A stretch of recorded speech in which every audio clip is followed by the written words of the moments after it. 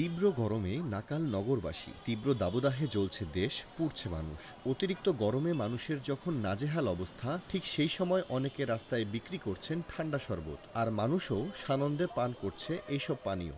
এখন ধরেন সারাদিন আসছি, ডাক্তার দেখাইছি, তো এখন অতিরিক্ত গরমের কারণে তৃষ্ণা পাইছে। এখন লেবু পানিটা তো ভালো ঠান্ডার জন্য, এখন পিপাসা মেটানোর জন্য। ঠিক আছে, তো এখান থেকে খাওয়া হলো লেবু পানিটা, বরফের পানি, ঠান্ডা পানিটা। আজকে তো প্রচণ্ড গরম পড়তেছে লাস্ট 2-3 দিন ধরেই। যদিও এপ্রিল মাস হচ্ছে বছরের উষ্ণতম মাস, সবসময় এপ্রিল মাসে গরম বেশিই পড়ে। আর বাচ্চাকে নিয়ে হসপিটালে আসছিলাম, তো তখন গরমের অবস্থা খুবই খারাপ। সেজন্য শরবত খাওয়া, একটু ঠান্ডা, মনকে একটু ঠান্ডা করার চেষ্টা চলতেছে আর কি। প্রচণ্ড গরম, ওই গরমের জ্বালায় মানে খ্যাপ মারা যায় না আর কি। যে গরম পড়ছে, হ্যাঁ এই গরমে তো জীবন শেষ হয়ে যাবে। একটা খ্যাপ মারলে পরবর্তীতে আর খ্যাপ মারার মন চায় না। ঠান্ডা পানি খাইতেছি, শরবত খাইতেছি, যাতে শরীরটা একটু ঠান্ডা থাকে। মানে ঝাপসা গরমের কারণে আমাদের হালকা মানে পিপাসা বাড়ে গেছে। এই পিপাসার কারণে হয়তো আমরা লেবু শরবত খাই বা ফ্রিজের পানি থাকলে পানি খাই, এই ধরনের। তো ঘামের সাথে ওটা বেরিয়ে যায় আর কি। রাস্তাঘাটে সম্ভব না ফ্রিজের পানি পাওয়া, তখন আমরা বরফের পানি খাইতো। ওটা খাওয়ার কারণে মানে কিছুটা ঠান্ডা নিয়ন্ত্রণ করে। এদিকে তীব্র গরমে রাস্তা এবং ফুটপাতের শরবত বিক্রি বেড়েছে, কিন্তু কতটুকু স্বাস্থ্যসম্মত এসব শরবত? বেঁচে কিনে তো আলহামদুলিল্লাহ খুব ভালো হইতেছে। গরমের মধ্যে তো এটা চলে ভালো, ঠান্ডা তো এই জন্য সবাই খায়। লেবু আছে, বিট লবণ, এই ঠান্ডা পানি, হালকা চিনি থাকে। আর স্পি দিয়ে খাইলে আর চিনি লাগে না, এটা মিষ্টি থাকে।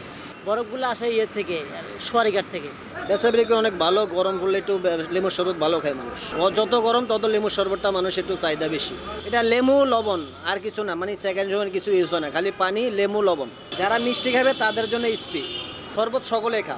লেবুর শরবতটা সকলে খা, ছোট বড় বড় ধনী গরিব সবাই খা। লেবুর শরবতটা খুবই মানুষের উপকারের জিনিস না, এই জন্য লেবুর শরবতটা মানুষ বেশি খায়।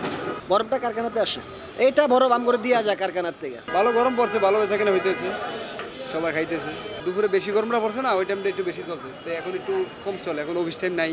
রুয়াবজা শরবত ফল দিয়া বানাই, তোকমা, আপেল, পেঁপে, খেজুর, চেয়ারি ফল, বরফ, চিনি, এই আইসক্রিমের বরফ। কিন্তু শরবত বিক্রেতার বক্তব্যের সম্পূর্ণ বিপরীত কথা বললেন আরোগ্য মেডিকেল কেয়ারের চিকিৎসক ডাক্তার শার্দুল ইজাহান। আসলে গরমকালে আমরা রাস্তাঘাটে এরকম প্রচুর শরবতের দোকান দেখতে পাই।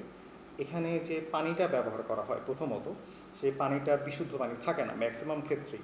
ম্যাক্সিমাম বলে ভুল হবে, অলমোস্ট 100% কেসেই এখানে অপরিশোধিত পানিটা ব্যবহার করা হয়। এখন অপরিশোধিত পানি দিয়ে বানানো শরবত যদি আমরা খাই রাস্তাঘাটে, তাহলে এখানে প্রচুর পেটের সমস্যা সহ টাইফয়েড হতে পারে, ডায়রিয়া হতে পারে, বমির আশঙ্কা থাকে। তো যদি আমরা নিজেদেরকে সুস্থ রাখতে চাই, অবশ্যই এই বাইরের বানানো শরবত, যেটা আপনার অপরিষ্কার বা অপরিচ্ছন্ন পানি দিয়ে বানানো হয়, এটাকে আমাদের অ্যাভয়েড করা উচিত। আসলে যে কোনো খাবারে যে কেমিক্যালটা ব্যবহার করা হয় সেটার অবশ্যই কিছু স্বাস্থ্য ঝুঁকি থাকে, যেহেতু সেই খাবারটা ন্যাচারাল না। আমরা ন্যাচারাল খাবারটাকে এনকারেজ করি।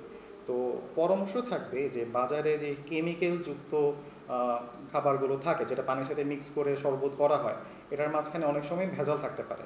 তো ভালো হয় এই জিনিসগুলো অ্যাভয়েড করতে পারবে। গরমের এই তীব্র প্রকোপ আরও কিছুদিন দেশে অব্যাহত থাকবে বলে জানিয়েছে আবহাওয়া অধিদপ্তর। এই সময়ে চিকিৎসকরা ঘরের বাইরের পানি এবং শরবত না খাওয়ার পরামর্শ দিচ্ছেন।